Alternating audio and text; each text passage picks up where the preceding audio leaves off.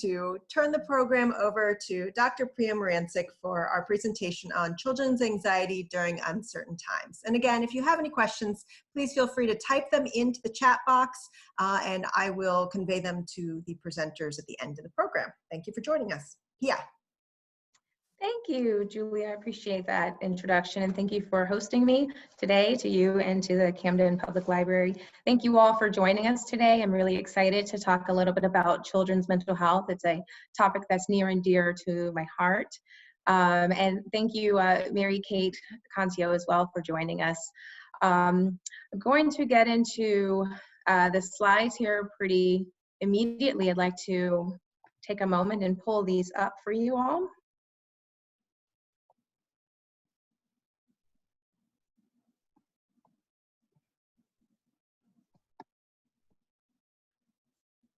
Okay.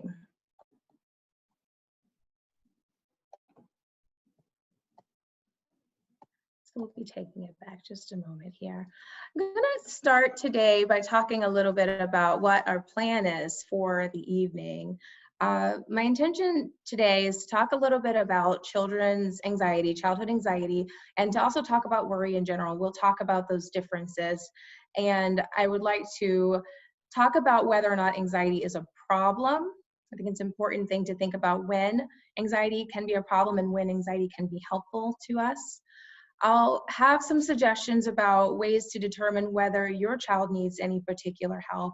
And I've invited Mary Kate Contio to join with us in that discussion. She has many years of experience and expertise with childhood anxiety and many other childhood disorders, in terms of interventions with families and children in a variety of settings. And I think that there's so much that another discussant can do to enrich this conversation. I look forward to Mary Kate joining us at that time. How can I support my child will be the next thing that we'll talk about. And then I'll give some direction about where to go if you feel concerned. I want to encourage you guys to ask questions at any point during this presentation. As Julia mentioned, there's a chat box, and when a question strikes, if you feel that you want us to try to answer it, feel free to pop it in the box, type it in, and if we can get to it tonight, we will try to answer your question. So I'll move along a little bit here. It helps me to know who's joined. We have a very small group today, which is very exciting to me because I can give more specific examples and more useful examples to those who are here than if there were a large group. So the first use of the chat box, I would love if you could select a number, 1, 2, 3, which number represents who you are today or who you are, what relationship you have to the child that you have in mind. You can take a moment and include that in the box. That would be really helpful for me.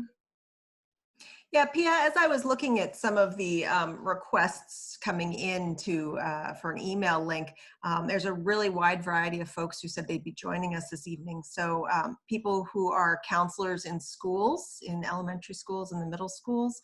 We also had some parents. I have one person who's just popped on the screen who says, I am a school social worker. Another person says, I am a grandmother. Another person says, I am a case manager. I work with children from ages 2 to 17. So that's a good little sampling of what you have. Very, very helpful. And this actually reminds me of a slide that I have a little earlier. You guys are watching me backtrack a little bit. Thank you, Julia. I'm going to ask one more question if people wanted to chime in. And again, Julia, if you've gotten a sense of this answer, it would be helpful too. I heard you mention someone works with kids age 2 to 17, so that's useful. Really runs the gamut there. But if people wanted to go ahead and chime in as well and share if they have a particular age of interest, that would be useful. It sounds like in terms of age, I'll probably speak to the span of childhood, but folks can certainly still share there as well. Sure, Pia. We got another person respond that they are a children's case manager. We also have a response that says that this person works with kids ages 5 to 10, and another person who said kids ages 6 to 12. Great. That's helpful. This is reminding me of the very first slide that I skipped, and I do think it's still an important slide. So I just wanted to state that the information I give today is intended to be helpful, and it's always just important to remind people that giving information in a group share context is not the same as getting a one-to-one consultation with appropriate sort of clinical feedback and questions being asked. So while these are going to be great tips in general for general situations that apply to many, many people, it may or may not apply to the specific situations that you guys may have at hand. So I think many people are probably already aware of this, but it's just nice to keep that in mind with as we go along. If people have questions about that, surely go ahead and plug those in right now, but I'll keep moving along. Okay.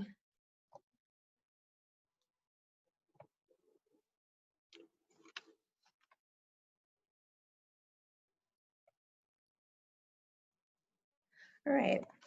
So I think it's important to just clarify what anxiety is. The term is used a lot socially, not just clinically or professionally. So most people have a sense of what it is. It's nice to still be on the same page. And so the purpose of this slide is just to sort of clarify exactly what we're talking about when we're talking about children's anxiety. I think the simplest way to understand anxiety is with these two key components, the presence of worry that is excessive and worry that is difficult to control. And the other piece is that there are other symptoms that go along with that worry. Not only is your mind full of worry, but your body feels different, or socially you're interacting with others differently, or you have different behaviors. Some examples of those might be that you have frequent headaches, or frequent urination goes along with anxiety as well. Social avoidance of certain types of situations would be both behavioral and social symptoms of anxiety. And emotional symptoms could be as simple as distress. So not just being worried, but being so worried that that level of worry is causing you distress or causing your child distress. In a nutshell, that's really what anxiety is: worry plus additional symptoms. Now, when we say worry, what do we mean by that? There's a lot of ways to describe worry, but I think one of the simplest ways to think about it is a chain of negative thoughts. We all have negative thoughts, but oftentimes we have them pop into our minds and then we kind of keep going about our day. Either we don't sit with them or we shake them off. Worry are the type of thoughts that collectively kind of stay together. You get one, you get another, and then you're sort of down this road of worry. And that really is what constitutes worry, is the multiple thoughts and the fact that they're successive in nature and progressive. They sort of continue to go, and stopping them is hard to do. Now, evolutionarily, worry and anxiety are very, very helpful and useful to us. They serve as our body's natural alarm system and mobilize us for action and safety.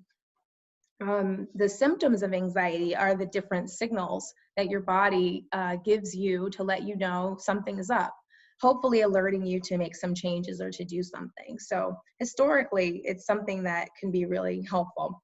We'll get into the usefulness of this a little bit later, but I thought it'd be nice to lay some groundwork with the notion of what anxiety is. So I've listed a couple of common symptoms of anxiety here. There's just so many. When you look at anxiety tests or quizzes, or if you look into books about anxiety, you can find a list as long as 20 or 25 different symptoms. The variety there, the list varies from person to person, but generally speaking, aches and pains are common. Stomach aches are common, especially in children. Headaches are common, especially in children. Other things such as muscle tightness and soreness are more common in teens or adults. Difficulty concentrating is common. Restlessness is a common piece of anxiety that often gets confused with ADHD in children who have high levels of anxiety. That gives you a picture of what that might look like: unable to sit still, unable to relax, unable to calm, seeming really, really tense or jumpy. Could be all parts of that same spectrum. Kids who have difficulty sleeping, this is a big one for children. They have a hard time expressing their worries, and sometimes those worries come to them at night, keep them up. So difficulty sleeping is one. Hand in hand with that is feeling fatigued or feeling exhausted, but sometimes the feeling of fatigue often just comes from kids being wired for so long. Again, this is another big one for kids. To be fair, this is one for adults as well. But I do see it a lot in kids, more so than the next ones, sweaty palms and clammy hands. Those definitely happen more in adults, but can happen in children as well. Increased heart rate is a common one, and sense of panic comes with kids as they're a little bit older. Panic symptoms, which is a cluster of symptoms that has to do with increased heart rate, but also some worries about health status and whether someone's going to be okay because of the feedback their body's giving them.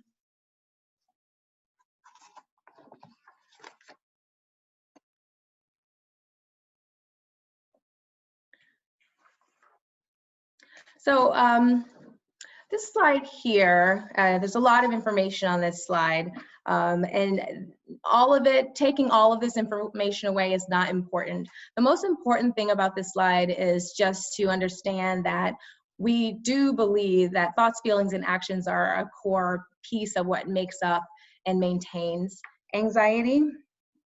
Unhelpful negative worry thoughts and images. I spoke about that a little bit before. Most of what types of worries we have come to us in the form of thoughts, words, but research tells us that about 20% of the worry we have actually comes to us just in images. If you've ever had a frightening picture pop in your mind and that picture keeps presenting itself, we would consider that a worry image. Kids have this often as they don't have as much language and don't rely on language as much as we do, so a lot of their feelings are communicated to them visually. Negative appraisal is essentially evaluating things negatively. When we're feeling anxious or we're in an anxious state, we tend to see things a bit more half empty. You can see how this would be relevant for what's going on right now. With the pandemic, there are a lot of very real problems and dangers that we have, and seeing threats of that danger, we're more likely to see them as likely to happen or likely to occur, more likely to occur than not, even if a certain situation or moment is actually half and half, so to speak. Mary Kate, I'm thinking a little bit about some of the conversations you and I have had over the years about unhelpful worry thoughts, and I invite you, if you have anything to add to this page, to feel free to jump in here, but I do want to keep moving along with my plan to talk about biased thinking. There are a lot of different terms for biased thinking. It's also called distorted thinking or thought distortions. At the bottom of the page, I have mental shortcuts.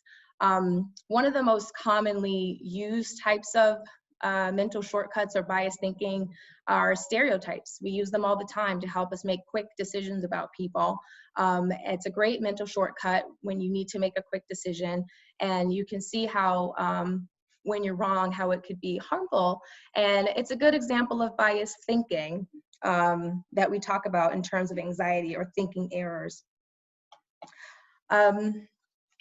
Feelings are another big part of anxiety. This is not just feeling the feeling of being worried or feeling anxious, but there's actually true physiological responses that we have in our body, which I was describing before.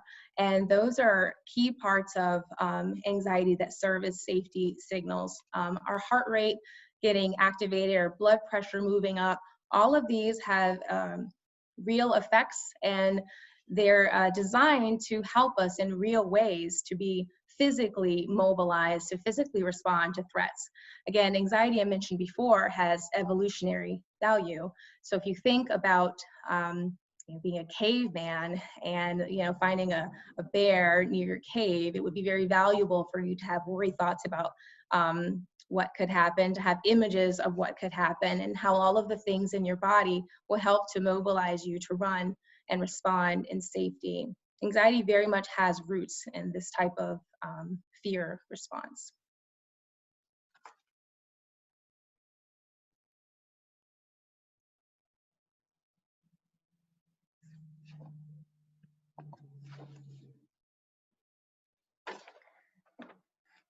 So is anxiety a problem? I think you all probably know the answer here. Just want to make it a little bit more complex to think about. So when we talk about anxiety, sort of colloquially, it's a little different than how we talk about it clinically. Clinically speaking, there are many, many, many different types of anxieties. There are anxiety disorders, and there are a whole group of anxiety disorders. There are anxious personalities, and there are several of those. And then there are just moment-to-moment anxious feelings and thoughts that we all have. Oftentimes, the latter two are called states and traits. People talk about them that way, pretty generally speaking. I'm going to talk a little bit more about the anxiety disorders first. Again, it's not important that people understand what exactly makes an anxiety disorder. And we're talking about your child. It's not important that you understand this distinction. I think the takeaway from this page is to understand the continuum of anxious experience, to acknowledge that some levels are quite severe and require help, to acknowledge that some levels are helpful in mobilizing us to respond, and that we should listen to those, not fear them or not pathologize them. And then to realize that some are a little gray and it's not so clear. And this is how a professional can be helpful. So with anxiety disorders, typically present for more days than not for 6 months or more in a child, requires a significant effort to manage the worry thoughts and symptoms that come along. Trouble with functioning, daily functioning, so that would be eating, sleeping, getting schoolwork done. Trouble in any of these basic areas of life for a child, keeping their room clean when typically they're a clean child. These would be things to notice. And it can be debilitating. And when I say that, I mean for a child, anxiety can be so severe that they don't want to leave the home. I would imagine with the pandemic right now, some children have gotten used to being home and feel safe at home. Indeed, they are safe at home. At some point, schools will reopen and they'll have to return.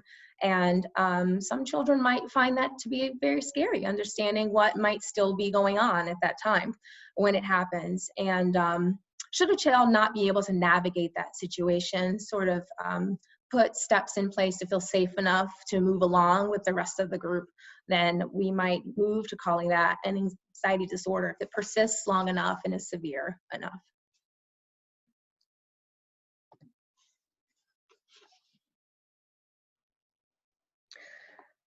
So being an anxious person can just mean approaching everything with a bit of caution, a touch of fear.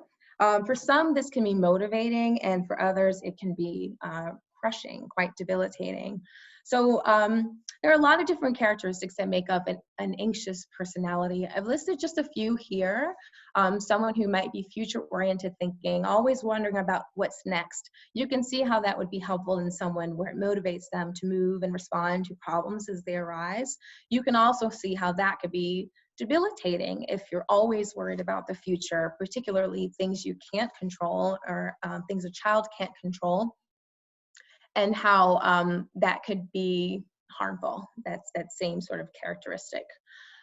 It's true as well with being analytical. It's a strength to be analytical, and you can see how understanding problems can be helpful.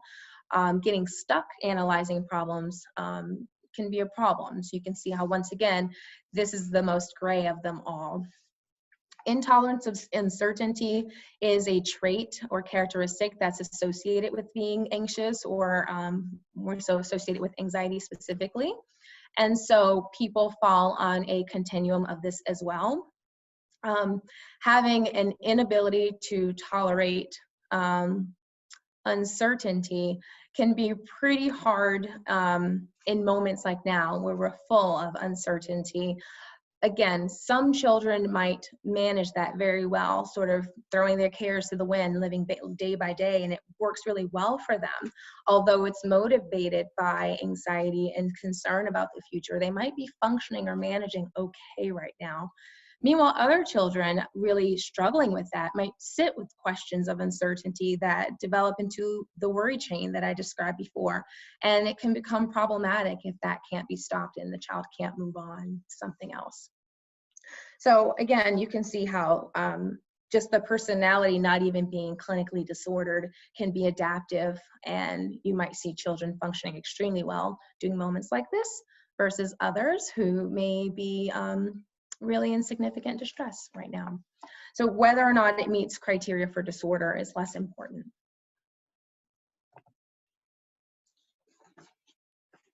Okay, and this is similar to anxious feelings and thoughts. Having anxious feelings and thoughts are pretty typical, and they are universal. We all experience them to various degrees.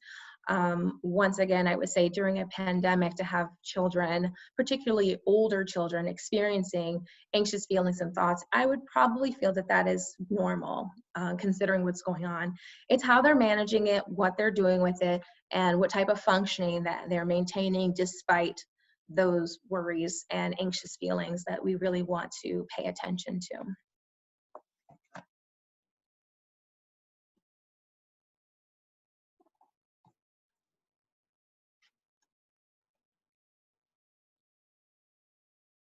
So just to summarize, I gave a lot of detail around anxiety, but I think the takeaway from this section is really to consider whether the anxiety that a child seems to be demonstrating is debilitating, interferes with their daily level of functioning, interferes with expectations that you have for them or things that they typically do, or whether that anxiety has motivated them, mobilized them, and is driving them, and perhaps they might be able to push through and be okay despite what's going on. So what exactly are they doing with the feelings they're having or they're expressing? Problems being neglected or worsened. So you could have a child who's giving a mix of these things. Maybe they are mobilized and they're organizing a food drive. However, they aren't, completing their homework and their own expectations. So again, that something like that would be interesting to me. I'd want to ask more and find out a little bit. So that would be in the gray area, and hopefully going through here will help you decide whether there are some things you can try to be helpful or whether you'd want to consult a professional if you have someone that is maybe 2 and 2 in this little list here.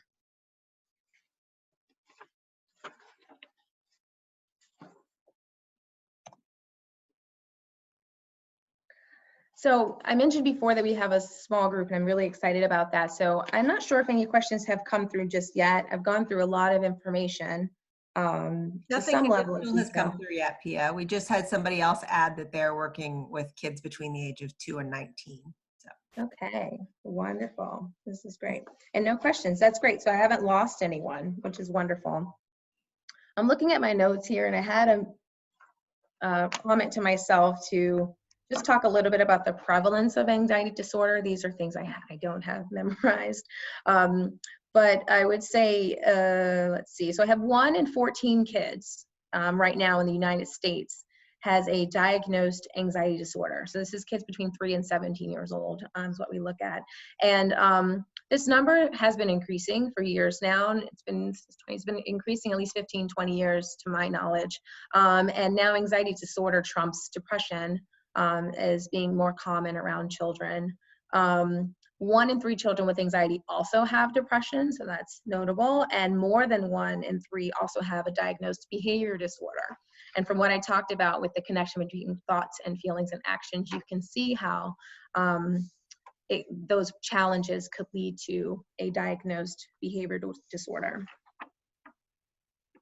One of the other things I wanted to mention is that only 6 out of 10 children with diagnosed anxiety disorder will get treatment for it. And part of that is because of the continuum I was speaking about before. It's really hard to know whether it's severe, whether it's typical, whether to push a child, whether not. And that's why if a child seems kind of in the middle, I would err on the caution of getting them help and preventing the disorder from being more severe. It's much harder to treat should we delay.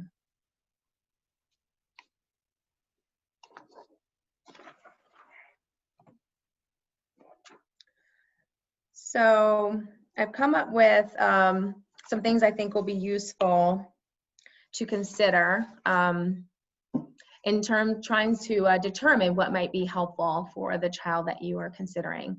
So these are 5 signs to watch for in general to see whether a child needs help. Some of it's specific to anxiety and some of it's not. These are just ways that kids let us know that they're having a hard time.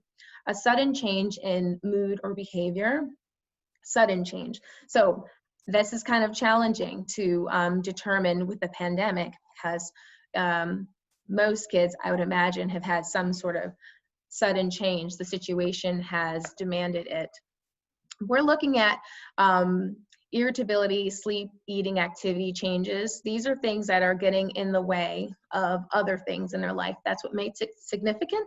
So irritability that's really sort of disruptive, or it's greater than typical, or it lasts. So we're kind of deeper into the pandemic at this point. So I would say irritability that is persisting now would be meaningful, rather than something that presented itself when schools first shut down, first week or two. I am a child who really hasn't adjusted their mood in terms of that piece, I think could probably use a little support. In little children, we might see more tantrums and refusals, other behavior problems. Again, they use language less and use behaviors a lot more. And then I have suicidal statements here. They're important. I know that teens use a lot of suicidal statements, sort of casually sometimes. And with that, adults tend to become desensitized, understandably so. However, I have it posted here because whenever a teen, whenever a child has a suicidal statement, the rule of thumb is to always take it seriously, even if it's the 100th time. The reason for that is the research shows that most kids who move on to complete a suicide, we learn later by reviewing and speaking to others that these kids often speak. Unlike adults where people commit suicide, they've actually never mentioned it to a soul.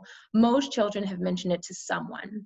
And so the safest way is to always take it seriously when a child makes that statement to you, and to let the child know that if they're going to make statements, that you will take it seriously. And that will help you understand whether they're truly contemplating. Excuse me. Overwhelming academic challenges. So I mentioned this before. You would expect there to be some challenge with the shifts that children are making, but if it feels really impossible to get them to do their work, to speak with their teacher, to stay on top of things, to problem solve the difficulties that they're having, if they seem truly overwhelmed with it, that would be a sign. I would wonder what else is going on. You're going to compare it to the typical level of engagement. So a child who already has low engagement in school, I wouldn't be surprised if it continued to be low. I wouldn't use that indicator. Or if it dropped off, if a child was barely engaged and dropped off to almost nothing, maybe less concerning in and of itself. However, I would imagine that the fact that they were engaged kind of lowly before might have already been a concern for someone. So with that said, I think it would still probably be a concern. Difficulty with social or family relationships, being isolated a lot or being clingy a lot would be things to notice. Again, with teens, this is hard because teens are sort of separating from the family quite naturally. This is how they develop. So having a comparison to the child's typical presentation, again, is going to be really, really important here. And then I have a list of some feelings that are common, feeling overly sad, anxious, hopeless, angry, or aggressive. If it feels like it's really out of proportion with what's going on, that's going to be meaningful. And smaller children, they may or may not speak how they're feeling, or they may or may not know why. The emotions that you're feeling may or may not be connected to any particular situation. So just having this feelings present is important. Even if it seems connected to something else, I would still question whether it's related to a mental health challenge that they might be having. And then it's always helpful to get information from other family or friends. If you do, video chats with grandma or auntie or someone else, and they wonder what's going on with the child, or say they seem different, I would perk up and hear that. When we're around a child quite a bit, we start to miss when things slowly slide, whereas others who see that child less often can pick up on things that we miss.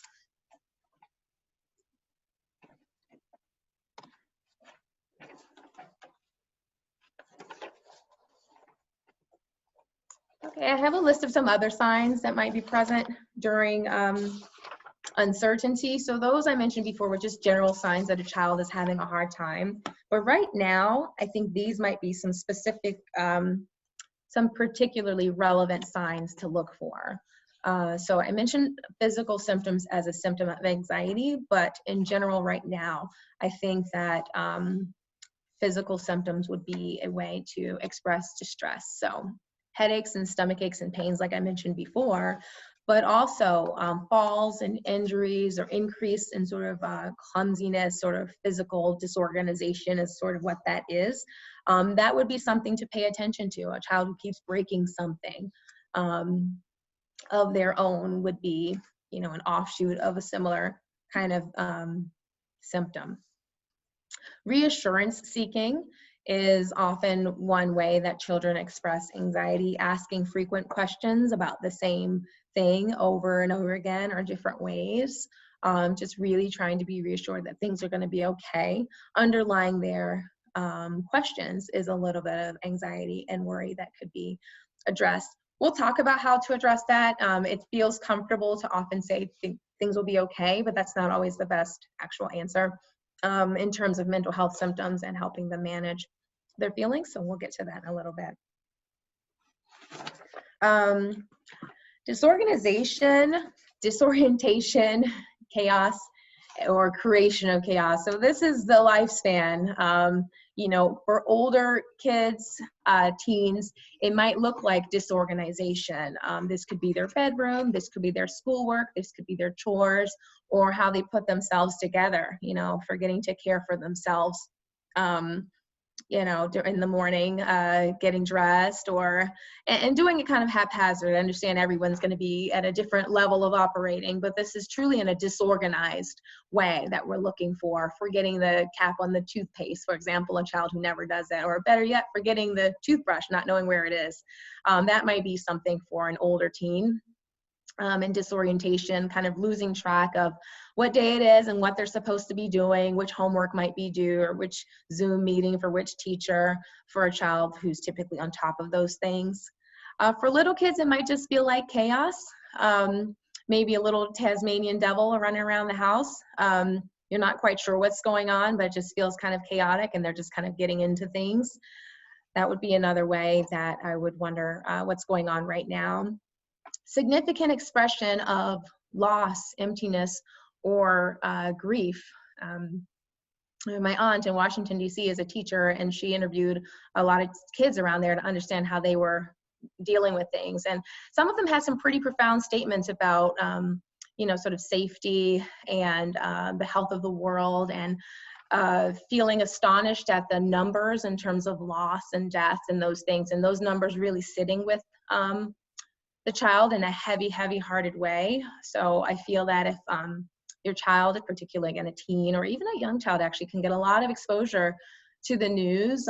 Little kids kind of pick up on this by being in the room. They just hear words that are scary, like deaths, you know, and you might see them have trouble sleeping that night, things like that.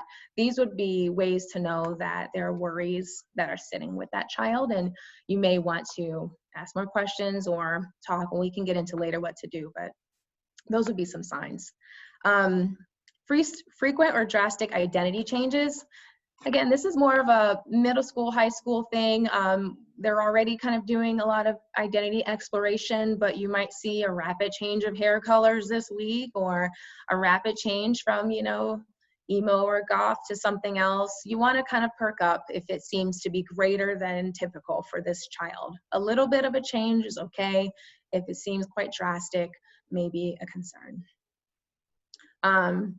Frequent expression of unhelpful beliefs. I attended a training, and it was talking about increased thoughts about, you know, God is punishing us in a severe way. People having those kinds of thoughts that are debilitating for them, that circle round and round. So frequently expressing things like that over and over, and feeling really stuck with severely sad beliefs about the world or the self would be important.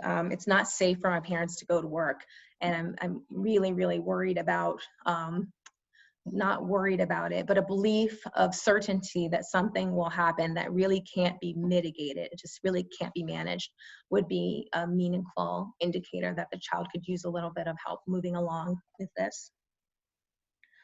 And then we went over before fight or flight or freeze type of responses, and those would be relevant again here.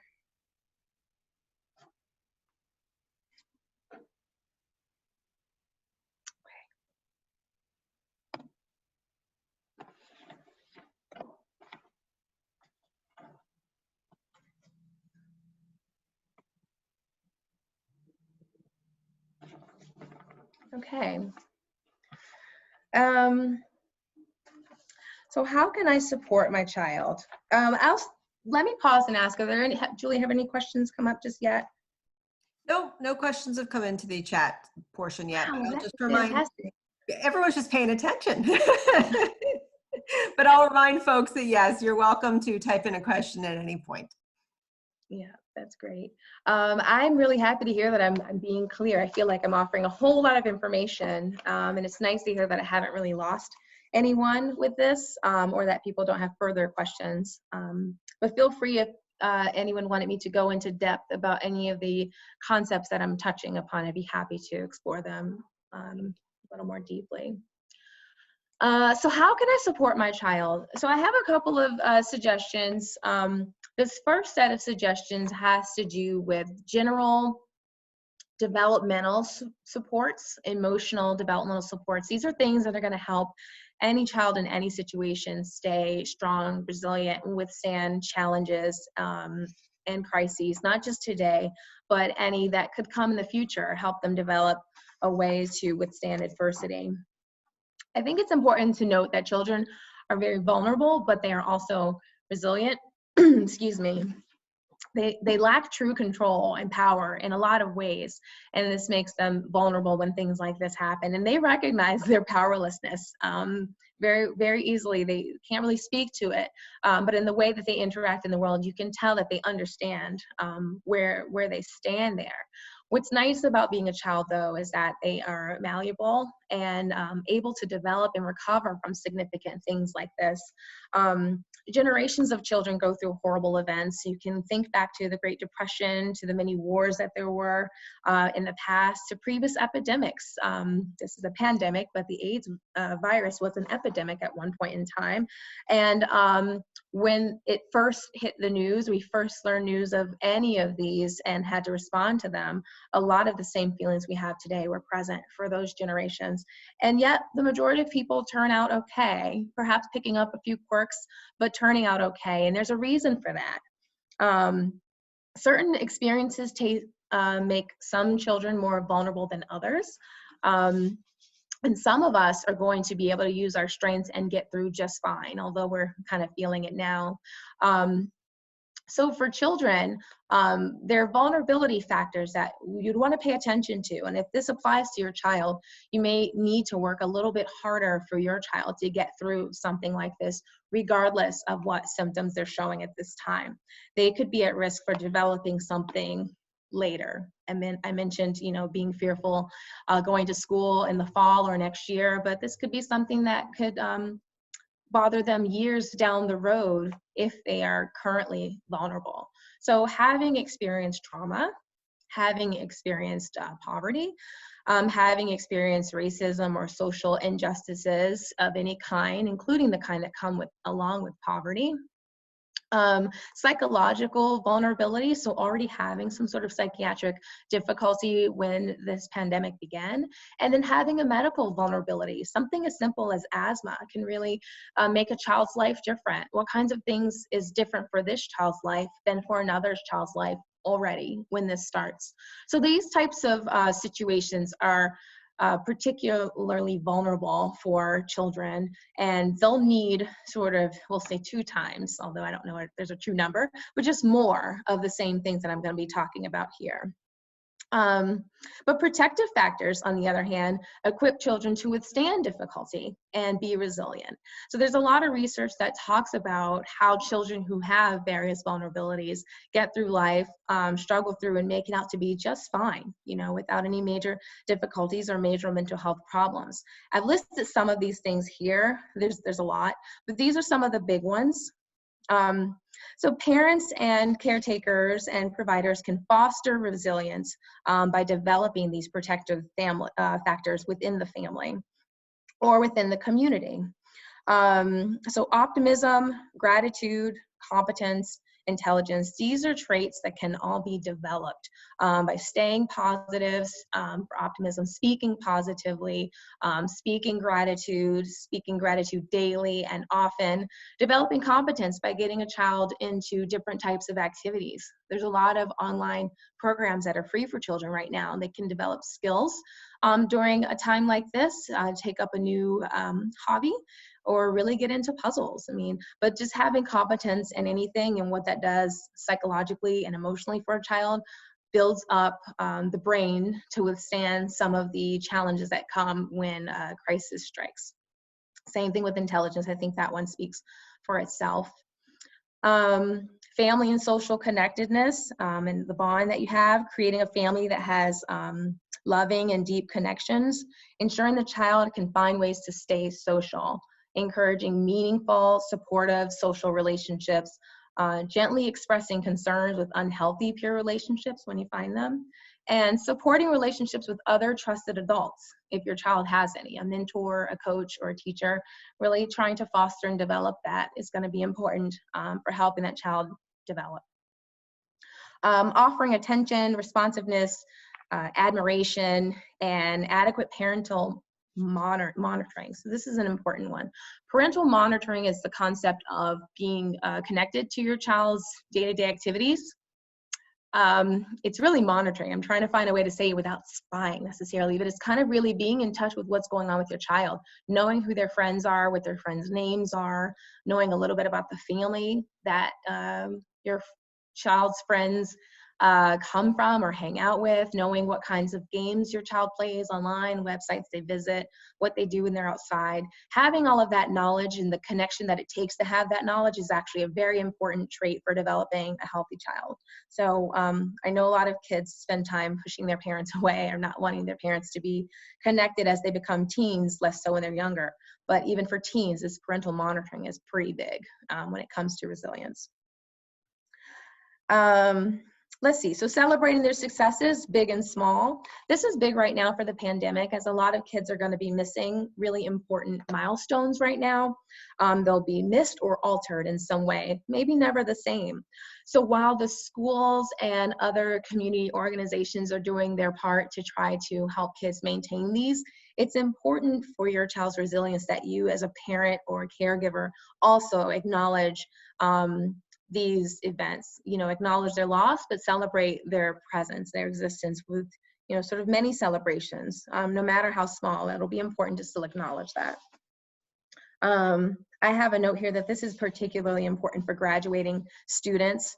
There are a lot of small events that go with graduation year that won't happen, and it might seem a little awkward. I don't know if there's a daddy-daughter dance, but how do you substitute the daddy-daughter dance? I would, figure out a way to still acknowledge the day that would have happened in that event. It's gonna go a long way in the future for how that child processes, these times. Pia, we do have a question that just came in. Can I read it to you? Yeah, okay. Sure. It says, I'm wondering if you have any advice on how to help kids sit with their anxiety and uncertainty, since we have no idea when life will return back to normal, and they are craving reassurance that life will soon be back to normal. That is a fantastic question. I'm going to talk, let's see, about some coping strategies that I think will be helpful. And I'll also have a slide as a visual aid for that. So I'm writing it down. So hopefully I don't forget to do that. But that's a really great question. I'm so glad that someone asked that, to how to sit with anxiety. It's like the hardest thing. I'm sure you guys will help keep me honest and remind me about that if I forget. I will, no problem. Okay, thank you. Okay, well, yes, thank you so much for that question. I'm excited to see that someone has a specific question. I want to talk about a little bit more about this resilience piece and carry on. I have one comment about the last piece, the balance protection from harm and exposure to challenges. So this is going to be a hard one, but as adults, our job is to keep children safe, and we take this job, rather seriously. Yet we have this charge as well to let them falter a little bit. This is important for all children, but especially important for children who have anxiety. Overprotection can lead to dependency and a child sort of lacking their own abilities to manage danger and trials and difficulties. So sort of choosing carefully when to allow a child to falter when you know they can get back up and manage it themselves is a very important skill that you would be gifting them in those moments. So this is the balancing protection from harm versus exposure to challenges. Just know that trial and error is a very valid method of how our brains learn. And some people actually learn better with trial and error than others. You're not sure probably if this is your child unless you've had some psychological testing. So it's just always safe to offer that opportunity for trial and error and failure and success. Okay, great.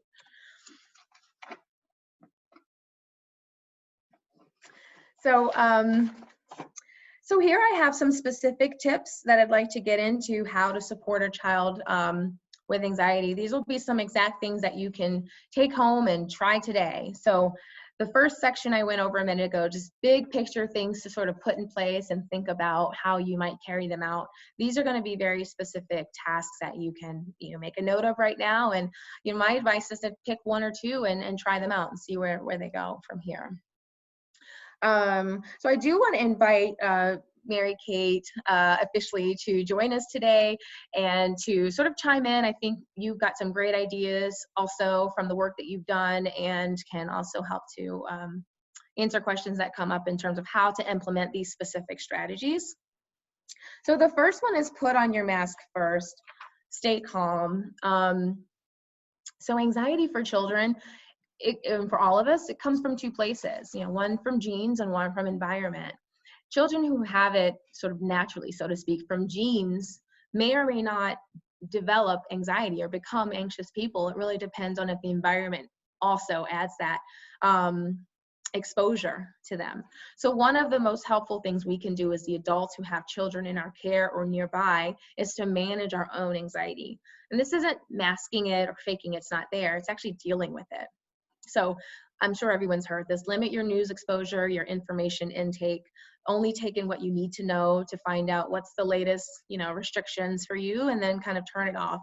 Additional news opinions on those restrictions, opinions on the, laws that are being passed is probably getting into a place where it's interesting, but may not be calming, if the goal is to feel calm when you get off the news and not feel frustrated or upset.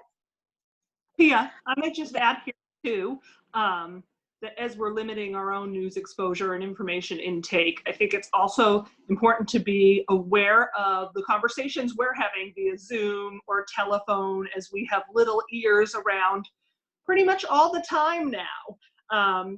So I think sometimes we're very aware of not putting on the news, but we might have conversations with other adults when we think they're doing their work or something else, and their little ears can hear. So just being cognizant and aware of that as much as we can. That's a great one. Thank you.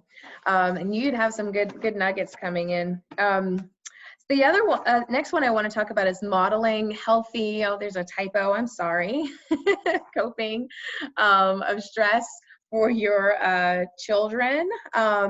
It's kind of the same thing that I just described, but not just hiding or masking your anxiety, but modeling, showing the child in your care how you're coping.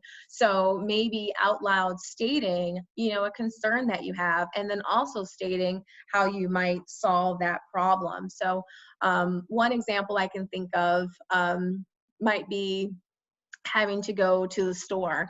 It's certainly stressful knowing that you've got to go to the grocery store and that there's potential for danger there. So perhaps being honest and expressing that if the child is of age to be aware of those logistics, and then talking about how you're going to manage those things. Well, I'm going to wear my mask and, and I'll be off, and kind of saying it with some sort of comfort and not with distress.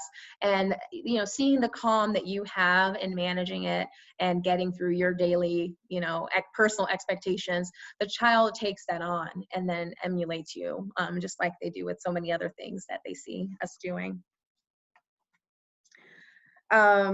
Replacing catastrophic thinking with balanced expectations. It's very, very easy to think about what's the worst that can happen. And of course, this is so we can plan for the worst. And so that thinking is going to come. but for yourself to try to balance that.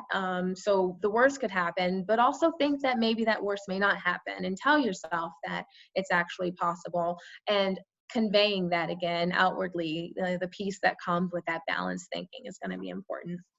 So I talked about your child building a strong support system. You can do the same. Make sure you stay in touch with friends and families. When we say strong support system, there's some research about what that means. I wrote a few of them down, but they say there's an ideal support system and it has a good mix of people. I've listed some of them here. So one of the people to have in your support system is a listener, someone who you know you can call is just going to listen. They're not going to judge. They're not going to always give you a lot of advice and send you running around to do things. They're just there to listen. And sometimes that feels good. It's nice to have doers. For us, a lot of us, it might be our own parents, you know, when you need a hand, you know, maybe calling dad to fix something or calling mom to handle the child care. But doers, people who you know that if you're really in a pinch, they're going to step up and help you, and that you're staying in touch with your listeners, your doers, and I think the jokers are self-explanatory. So that's always nice. Excessive accommodation. So this is another concept that the research tells us is helpful to monitor. And so accommodation for your anxieties is just making space for your anxiety. It's not a good thing to do this. So I mentioned the grocery store example, and I'll use it again. Accommodating your anxieties around the grocery store would be maybe choosing to just not go to the grocery store until this thing's over, saying, listen, we've got enough canned food, we've prepared for this for many years, and we'll be staying here for the next, 1 year, something like that. I think people have different values on self-sufficiency, and I can hear if that's a motivator, but if anxiety or worry or fear is a motivator, then that would be defined as excessive accommodation of your anxiety, and that would be one of the things that keeps anxiety going. It perpetuates it. So as adults modeling how to accommodate your anxiety, your child or the child around you learns when you're anxious about something, make it comfortable, accommodate it, and that child then is more likely to pick up anxieties that way. Develop a plan for managing real problems your family is facing. So if there's a real problem that someone's lost their job, or having to stay home and care for a child is causing someone to have to quit their job, you just can't do both, that's a real problem. And as Mary Kate mentioned, children are going to be aware of these as you're discussing them and figuring them out. That's fine. If it's a real, when I say real, sort of mean tangible problem that is immediate and directly affecting your family, developing a plan for how you'll get through it and manage it, and feeling some sort of confidence in the plan that you developed is an important way to role model how we cope with challenges.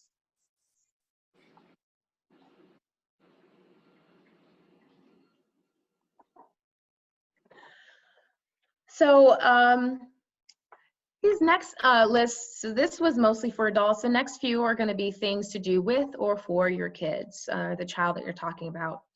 So I mentioned before how anxious personalities tend to have future-oriented thinking. One of the things to feel less anxious is to focus on the present. While the future holds many, many problems and possibilities for problems, the present, the here and now, only has a small finite number of problems. And so focusing on just those certainly helps to reduce anxiety. I have a list of some of the things that we can do every day to feel more secure, to feel more stable, to feel less anxious. The things that I've mentioned here in terms of regular meals, self-care, regular hand washing, sleep and wake, it seems very simple. But when those things are cared for and really tended to, your body is in more of a calm state. The child's body is in more of a calm state.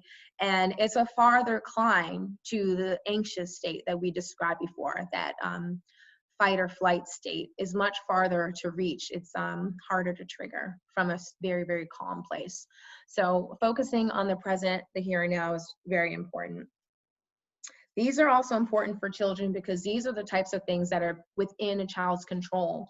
There's very few behaviors and very few future things that are within a child's control, but these things are. And reminding your child that these are things that they can do now to stay safe and stay healthy might help them feel like they're sort of making a difference.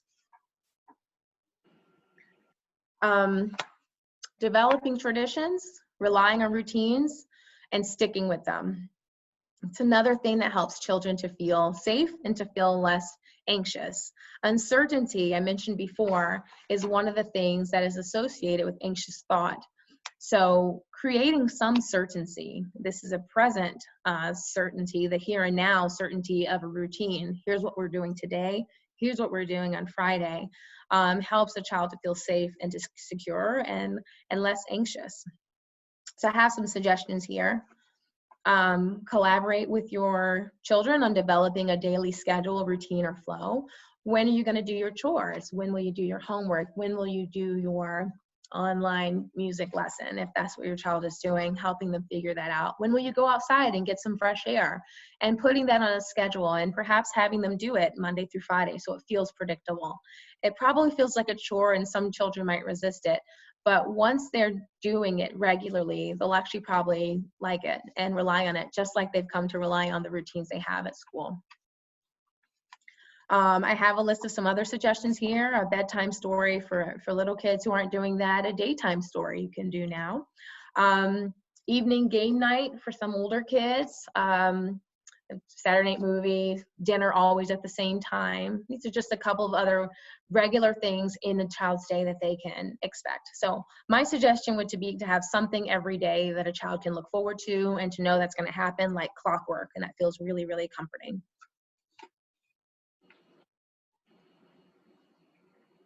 Staying active is another piece of staying calm and sort of fighting that fight or flight urge that perpetuates anxious thoughts. Getting children outside is going to be the best type of activity. Expose them to sunlight and a lot of other natural stimuli for good vibes. You know, our body's natural chemistry of joy is activated that way. Daily walks or daily exercise would be ideal. If it could be a couple of times a week, that would be second best. Having a plan for rainy days is important. They're going to happen, and if your plan is to get outside every day, you'll struggle to come up with some alternatives when the rainy day comes. So just knowing what those things will be, practicing them, putting them in place, or setting it up so that they're possible in advance will be important.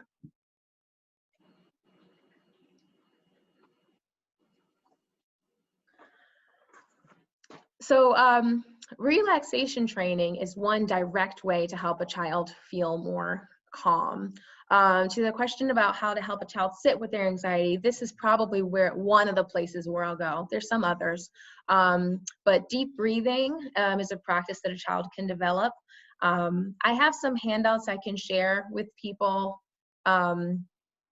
afterwards, maybe on how to teach your child to learn to do some deep breathing, but it's a very important skill for countering the anxious response. I talked before about how thoughts and feelings and actions all mix together in anxiety, and you can counteract that cycle, sort of interrupt that cycle with deep breathing, calming their body and having their body less likely to trigger those anxious thoughts. Meditation does the same, visualization does the same, and progressive muscle relaxation. I don't have time to demonstrate or go into all of these today. My suggestion would be to Google them, get them from a reliable source, or email me and I can, like I said, send out some handouts. But these are probably big ticket items. If someone came into my office and told me their child had symptoms of anxiety, this is certainly something I'm probably gonna bring up unless it's contraindicated, but for the most part, we'll bring this up as a strategy. Apps, websites, books, and videos. So I have a list that we'll go over, but these will be some other ways to learn relaxation training. So if you're not feeling very comfortable learning it yourself and then trying to teach it to a child, there are a lot of other apps out there that can assist you and the child in the process. Websites as well, talk you through how to do it. It's very challenging initially, all of these, but with practice, they're better. My suggestion is learn to do it yourself first. Try it for a week or two every day, and then after maybe 2 weeks, you'll know it comfortably enough to get a child started. Co-regulation is another way to help a child sit still, sit calmly. You find a way for yourself to be calm, notice that you're calm, and then be in that child's presence and together doing something in a calm space. So grab a child, get outside, do some yard work. When they're feeling really uncomfortable, you guys do it together, and it will certainly shift what's happening in the body in terms of the anxiety response that's happening. Same thing with just deciding to crank up the radio. Maybe you put on something soothing like classical music, or maybe you put on some old 70s rock if that's what gets your family going. But these will be things that would kind of get a child out of whatever mode they're into or whatever feeling they're having, anxious thoughts that might be flowing. It will stop that worry chain that we talked about and help them to find their way back to calm and peace. So just a couple of suggestions here on what to do that. I wrote hugs. It's always a good one. My kids get tons of hugs. They probably hate it. Let's see. Let's see, at the end of the day, so changing your mindset and changing theirs too. So this is the same thing. It's really about changing their mindset, but I do have to say change yours too, because again, it's the relationship. We're so connected. You can't see I'm doing this right now, but it's really hard to change them to feel more positive if you're not. So together, communicating positivity out loud each day. You know, I got a little email the other day with a little picture of a flower. Oh, the first some type of flower, I'm sorry, I'm not great with flowers, bloomed today. And I was like, oh, how pleasant. What a nice little email. So finding those things and sharing them with your child is a way to communicate positivity. Things that excite your family. If it's, you know, the family pet is acting differently today and everyone enjoys that. But to make those comments, to highlight those things, to role model those, and communicate them to the child quite often. Again, one of those mood shifting experiences that adults can provide to children.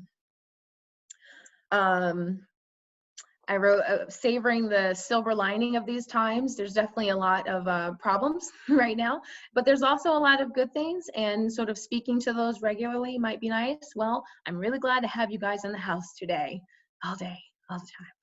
If that's what it is, may not be, but whatever it is, just make sure that they're clear on what you think is special or nice about this unique time that we're in. There's got to be something great about it, and to hear you speak that frequently is going to really trickle down. Pia, I see that a question came in. Yeah, great. To read this question from Deborah, who says, I'm concerned about the effects of lack of kid-to-kid activities, playtime, etc. My grandson is 8.5 and only child at home with 2 parents that are able to work at home. Do you have any suggestions, strategies to mitigate the effects of lack of peer social interactions during this time? Also concerned about summertime and possibly having no summer camp programs. Yeah. Yeah, I have a couple of ideas. So I want to say it's concerning, yes, for all of our kids that they're not getting as much social interaction that would be ideal for their life. I would venture to say, and of course I'm guessing because this has never happened before, but given what I know about what kids need, I would guess the time frame that they're missing that, big picture, they'll be okay. So I'll just start and say that if it stayed this way and they didn't get more, whenever this let up, so long as, you know, this isn't 5 years out, I'm not predicting, but as long as we're within a year or two, probably not 2 years. I'm not going to give a number. What I'll say right now is most likely most children will be okay with the lack of social interaction that they're having right now, that it's fine. Despite that, it's not enough social interaction, and it's important to increase that. So it's a really good question. How do we increase it? So I think that a lot of children have been getting together online and through the telephone in terms of different groups that are being formed. Zoom or video chats I know happen, and other types of internet chats are happening. Telephone calls are happening. And I think that you fostering these could be helpful. I know that we've reaching out to other kids or other families that you guys are typically connected with and asking whether they would be okay to do that and spend some time talking to the child and connecting with the child.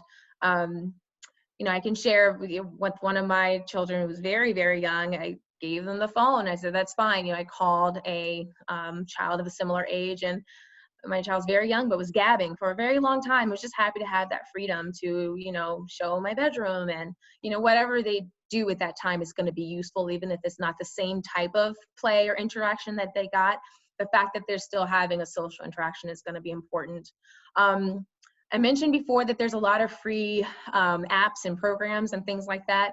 And so I would encourage to get the child involved with some of those. So online cooking classes, live cooking classes, knitting classes, singing classes, music classes, language classes. These are all things that you can Google and try to enroll the child in if they have a hobby or an interest, and join either a class or a group that does those things, and then have some regular weekly contact that way.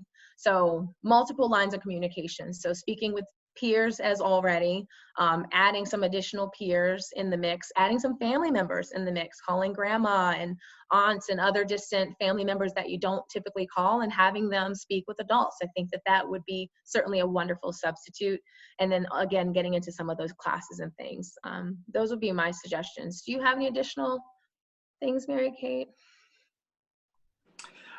One of the things I was going to add is that if you don't have a great sense of the social partners in your child's class, you might reach out to the teacher, who could perhaps make a connection or help connect two kids who might do better via screens or phones, because I know that that can be super challenging, and sometimes two kids who have a really hard time with that isn't a good match. And I definitely understand that the age of 8 too is a really tough age to ask for too much engagement via that platform. So that was one of my additions, or my addition was in speaking to the teacher and seeing what they can add in terms of who could be a good social partner during this time for a child. Yeah, I think that's a great advice. And I just also want to say the kids don't need, so I'm again speaking to the age of 8, kids don't need a lot at this age, just something. So, 10 or 15 minutes is going to be huge in terms of having some sort of social contact. And another thing I was thinking while you were speaking was the family chat scenario. We've had this happen. One of us is on the phone, the whole family's in the living room. We all end up on the phone, and it makes it easier for the child to join the conversation that way. So I mentioned other families. So if you're on the phone and there's someone that you feel would be an okay person for the child to talk to, and you bring the child into that conversation or into the group of people who might be in the room on the other end of the line, that also is going to be helpful in terms of sort of maintaining social contact and giving some of the benefits of having social contact, even if it wasn't a one-to-one sort of scenario. So hopefully those are some good suggestions to get you started. And I would definitely, whatever you choose, seek to have it repeat itself. So if something worked out well, see if you could do it again in a week or 2 weeks, and have that be the contact that's happening regularly for that child. And you may ask directly to the 8-year-old, who would you want to talk to? Who are your friends at school? And then move from there, see if you can reach out to that parent, contact the school and get the parent's information, and see if you can kind of facilitate that contact. I think that would be fine. We've had that happen on our end, and that was fine. It's been great. Pia, I wanted to just quickly step in. The person had mentioned how, 8-year-olds on a Zoom chat are kind of amusing, and it's mostly just physical interacting that they're doing. And we've definitely had that experience at my house as well. And we have found a lot of success when the grandparents are Zoom chatting with the kids, to have it in a very structured environment. So doing a 1 o'clock story time with Nana. That way they have an expectation for what that experience is going to be like. And again, as you had mentioned, repeating it over and over. They know at 1 o'clock, we call Nana on Zoom, we talk to her, and she's going to read us a story. And that's been very successful for us. Yeah, that's a great idea. Julie, I love that idea, because it's exactly what I was envisioning with my child, was literally walking from room to room with it all over the place. So it's great to have an alternative to that scenario suggested. Thank you. So hopefully that was helpful. And if not, definitely, add a little bit more, and I can kind of flesh it out a bit more. Just a couple more suggestions here before I put the list of resources up. How can I support my child? So there's teaching your child coping skills, and we talked about real problems before, such as academic problems, job problems, really having trouble learning math. This is an example for my child, the way that our school teaches math, they use physical implements, and the stand-ins that we're using are just not really helpful. They're helpful, they're not helping sufficiently. And so that's a real problem. So working through that, what kinds of implements will we use when we're doing math instead, has been one way to address that. That is a problem-focused solution for a real present problem, and separating that from a hypothetical problem, such as what if we never go to school again? That's a problem, but it's a hypothetical. There's nothing indicating at the moment that that is indeed happening. And so helping the child to understand that real problem versus future problem, you might call it, or real problem versus maybe problem, you might call it, and ask them, is that a maybe problem or a definite problem? And help them sort of intellectually work through that. It's a question most children have never asked themselves. And so this is very much a teaching exercise. Every time they bring up a concern, that you ask them, well, let's see, how do we go about addressing that? Is that a real problem or a maybe problem?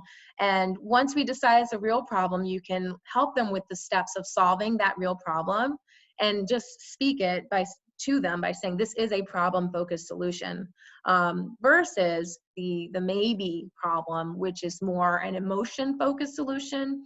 In that case, we jump to all of our calming strategies we talked about. Well, so I'm not sure what we'll do if school doesn't start, this fall. Maybe we should talk about it again on June 1st. You can have them delay that worry for just a moment. In the meantime, could you help me here in the kitchen and move along? Because that's kind of an unanswerable, and that's hard for us too. But that strategy is going to stop the worry chain and keep the child from sitting on trying to solve a problem that they cannot solve, and helping them get back in the game of life, really. Another suggestion is just kind of reading a spiritual book. If spirituality is something that's a part of this child's life, there's a lot of research that says that faith and spirituality and religiosity are positive traits, are positive or benefits for a child to have, that it increases a lot of positive emotion. It can reduce anxiety. It can produce a sense of calm for children. So if that is something in your child's life, cultivating it now would be a great thing to do, to bring to them, so that they can hone that skill and hone those strategies and bring it into their life.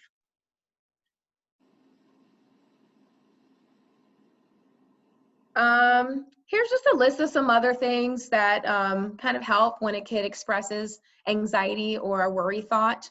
I've said this already a little bit, not to be afraid to invade your child's privacy, although it's uncomfortable. So, just feeling curious. I'm wondering how you're feeling today, or are you feeling anxious about this? Are you seem worried? You keep speaking about this. Just directly talking about what you're observing and not being afraid to confront it and give them the floor. A lot of children will open up if someone actually asks about these things. Let's see, you may mention this here. You can say, I went to a presentation, I heard teens don't open up and I want to talk with you. You can even say that. These are a couple of questions. Feeling worried today? How's your anxiety today? These are very direct ways to start that conversation. It's definitely going to be a better conversation if you hit it head on than if you dance around it. You may not get what you want from it. They may not understand what you're really asking. So with children, it's best to be concise and direct. Yeah. I was going to add here too that sometimes kids open up a little bit better in the car too. I know as a clinician who used to travel around with kids a lot in the car, sometimes I would take opportunities during that time to be casual and conversational about the questions that I'm asking them, and just help it incorporate that as part of our natural dialogue. Again, casual, conversational in the car, on the way to the grocery store. That might be a way to do it with kids who are a little tougher when you're in the house, or if they have siblings around, or maybe they just feel comfortable talking to you and don't feel so put on the spot. That's great. I love that idea. And I love the idea of a drive for the sake of the drive too, is we're not allowed to go a lot of places, but you can always just kind of get in your car, circle the neighborhood, check out what trees have bloomed, get your mail, come back. It's a great idea. Yeah, and one other thing is to acknowledge uncertainty. So there's a lot of uncertainty that children have, and it's very valid. I mentioned before with your anxiety to also be kind of transparent about, yep, I'm concerned about this, and here's how I'm handling it. And same thing with uncertainty. You're right, we don't really know what's going to happen there, but let's check in about it soon. We'll talk about it later, or what thoughts do you have about that? So not running away from any uncertainty when it's expressed. I mentioned delaying worry earlier. I said, let's talk about that later in a month. It's not a way to be dismissive. It's actually a strategy. Putting worries in the box is a similar strategy.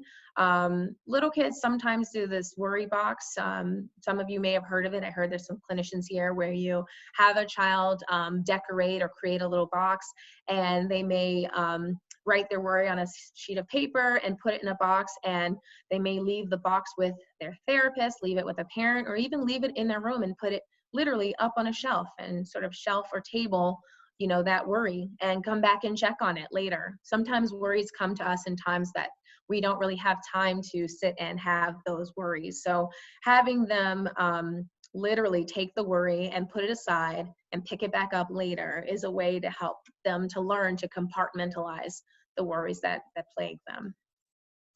I mentioned before the looking for silver linings, helping them find gratitude or forgiveness. And one of the suggestions here, Mary Kate actually had this one. I remember doing the roses and thorns as a strategy of asking a child about the end of their day and asking them to identify what were the roses that they found today, what were the good things, the highlights, the positive things, and what are the thorns, what were some of the hard things about today.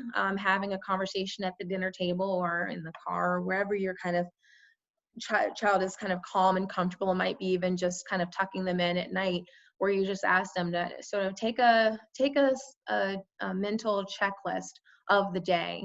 I think sometimes it's easy to find the thorns, and it might be a little bit of work to find some roses, but asking this question causes children to have to think of those things and speak them, and then feel better sort of acknowledging them. So I have a sort of stimulate their imagination. This is the use of visualization is another good strategy. Having a child picture being somewhere else, and this could be any question, asking them to picture their favorite place. So I have here, what if we went to Mexico tomorrow? Could we search for ancient ruins? Would we go to the beach? What would we wear? What would we eat? Who might we see? What might we do? And just kind of having a fun, imaginative, fantastical conversation. You know, at a moment when you're just kind of hanging out on the couch or outside, and just kind of taking them away from the moment, and doing that, sort of teaching them a strategy of unplugging with their mind, or even you speaking out loud about your own, man, I would love to head outside now and go for a hike and get to the top of Mount Katahdin and feel that air in my hair. You know, just really kind of sharing a really joyous moment with the child. Is another sort of calming strategy. Being irreverent here works with kids who really can't get out of the worry train. It's just saying, what exactly will happen? You know, if there's never school anymore, what would you do? Would you get a job? Would you stay home? You know, and kind of being silly with your answer. Sometimes that's a fun way to take it, especially if a question has continued to come up and it's one that we know won't happen. We know that there will eventually be some school, we just don't know when. So that's one that you could sort of safely be a bit irreverent with.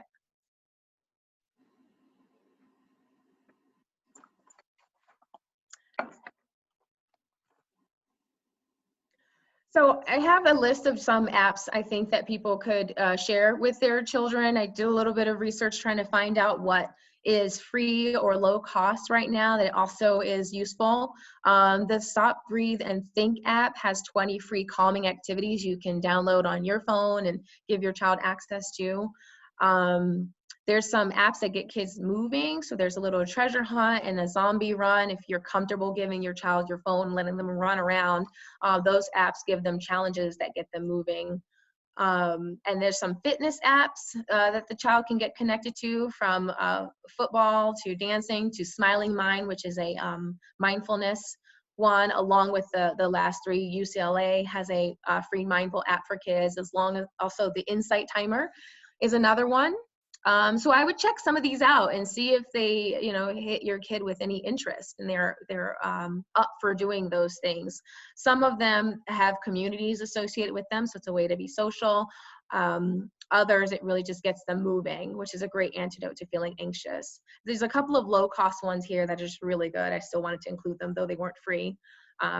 So Iron Kids comes from the American Academy of Pediatrics. And then Pokemon Go costs, but also it gets kids moving, and it's really popular with kids.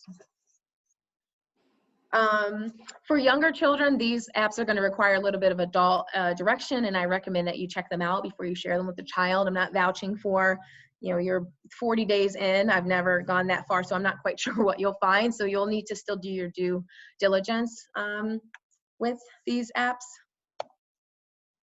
Same thing with some websites. I found a few. I actually found a good number and then just thought I'd pick my favorites. The Med I thought was a really unique and interesting one, but I've mentioned some of the classes and the other things that the children can do online to sort of stay connected or stay active. NAMI Maine has a teen tech support line, so teens can sort of text young people. I think that it's for teens 13 to 17, and I think that they're texting people who are under 23, so they're texting young people who are just older than them if they have any, you know, kind of concerns or worries they want to share with someone who's not mom. And of course, it's NAMI Maine, so you know that, you know, they know what to do with that information sort of safely. A couple of things for adults. I said that you've got to put your mask on first. So there's a online group put on by some psych grad students coping with coronavirus. It's pretty great that I would recommend. And then lots of, what are you doing around this issue? It can be posed to that group, and they'll give you a lot of like psychological science answers for your questions. So well-researched answers is what I want to say there. And then some apps to help you address your own personal goals, help you get things in order are listed here. I can share some of these later. I want to stop and just see if there are any questions.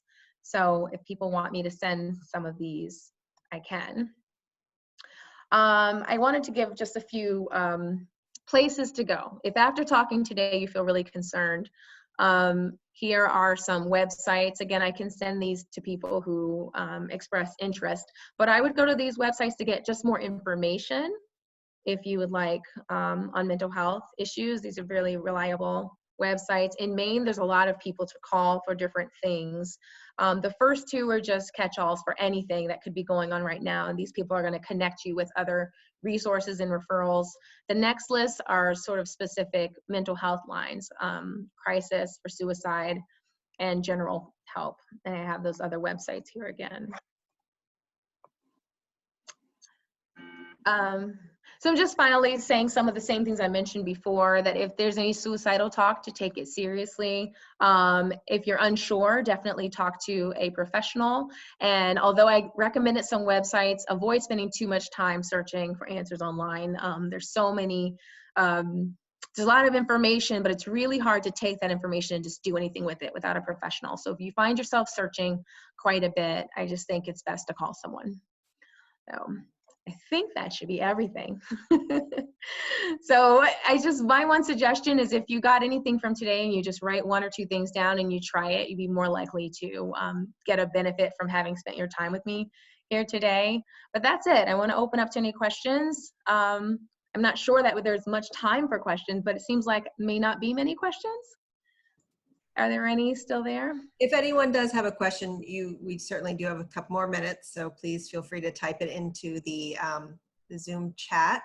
And while we're waiting to see if anything pops in there, I wanted to let folks know that on Thursday of this week at 6 o'clock, we're going to be joined by Greg Marley, who is the clinical director at NAMI Maine, and he's going to be having a similar conversation, but gearing it much more towards adults. And that program is COVID-19 isolation, challenges and opportunities for surviving and thriving. And in my conversation with him, he said that he's really going to talk about as we start to transition back into the world and reopening, what are some resources for adults? So again, please feel free to join us for that and contact me at jpierce@librarycamden.org to request a link. Pia, I'm not seeing any additional questions coming in, but it does say thank you so much. I really appreciate it. And Oh, good. I know that we do too. Do you have, what is the best way for people to reach you? Oh, there we go. So I'm terrible with the phones. I have little kids. So the best way is probably to send an email. My website has a messaging feature. So if you went to mfwc.net, you could send a message that way. And I'd also get it if you went to the Facebook page, whatever's your comfort with those 3 options would be great. So yeah, thank you so much for having me. Thank you all for coming. Hopefully this was helpful. And I think if people have other questions when they're done that come to them, I would more than welcome, an email, any chance to clarify anything that I've said here today. Also, for those of you who might find this conversation helpful for one of your colleagues or someone else you might know, within 24 hours, I will be putting the recording of it. And again, nobody's information or names is going to be included in the recording, but I'll be putting the recording of Pia and Mary Kate's slideshow here on the Camden Public Library Programs YouTube page. So anyone can access it and get this very important information from there. So thank you so much, and it looks like we got more thanks in the chat section. So I wanted to relay that to you both, Mary Kate and Pia, and I hope you all have a wonderful evening. Thank you so much for joining us. Julia, can I ask you a question? Am I able to send in the group chat? Can I add a couple of files there? Oh, yes. You had mentioned doing that. So Pia, right now, right before we head out, she is going to pop a couple files that you folks can link to or download in the chat section, and I'll leave the screen up a little bit longer so that people can do that. We tested it earlier and they went in, so hopefully we shouldn't have any trouble getting them up now.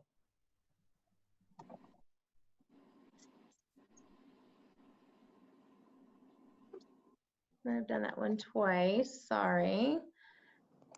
And I think that might be it, just those 2 I thought might be.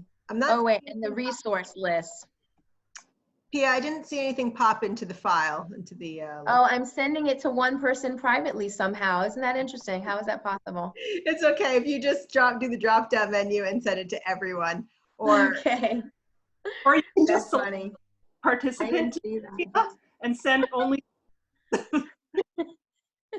Oh, there we go. Okay, it's popped up. The Learning to Relax Kids PDF is now on the screen.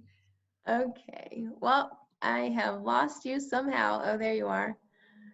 All right. Well, I'm going to end the recording here, but the screen will remain open. So if you want to continue to add those resources, they'll be available. All right, there's just one more for everyone, and then I'll sign off. Thank you.